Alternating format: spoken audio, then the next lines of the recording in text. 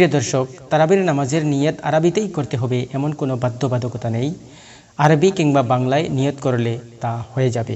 তারাবির নামাজ যখন একাকী আদায় করবেন তখন এইভাবে নিয়ত করবেন: নাওয়াইতু আন উসাল্লিয়া লিল্লাহি তাআলা রাকাআতাই সালাতিত তারাবিহ সুন্নতি রাসূলিল্লাহি তাআলা মুতাওয়াজ্জিহান ইলা জিহাতিল কাবাতিশ শরীফাতি আল্লাহু আকবার। প্রিয় দর্শক, আরবি ছাড়া বাংলাতেও এভাবে নিয়ত করতে পারেন।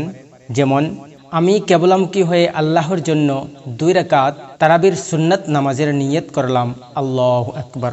প্রিয় দর্শক, যখন তারাবির নামাজ জামাতের সাথে ইমামের পিছনে দাঁড়িয়ে আদায় করতে যাবেন তখন এইভাবে নিয়ত করবেন: নাওয়াইতু আন উসাল্লিয়া লিল্লাহি তাআলা রাকাআতাই সালাতিত তারাবিহ সুন্নতি রাসূলিল্লাহি তাআলা ইকতাদাইতু বিহাযাল ইমাম মুতাওয়াজ্জিহান ইলা জিহাতিল কাবাতিশ শরীফাতি আল্লাহু আকবার। আরবি ছাড়াও বাংলাতেও এভাবে নিয়ত করতে পারেন: আমি কেবলামুখী হয়ে আল্লাহর জন্য 2 রাকাত তারাবির সুন্নত নামাজ এই ইমামের পিছনে দাঁড়িয়ে আদায় করার নিয়ত করলাম, আল্লাহু আকবার। এভাবে নিয়ত করবেন।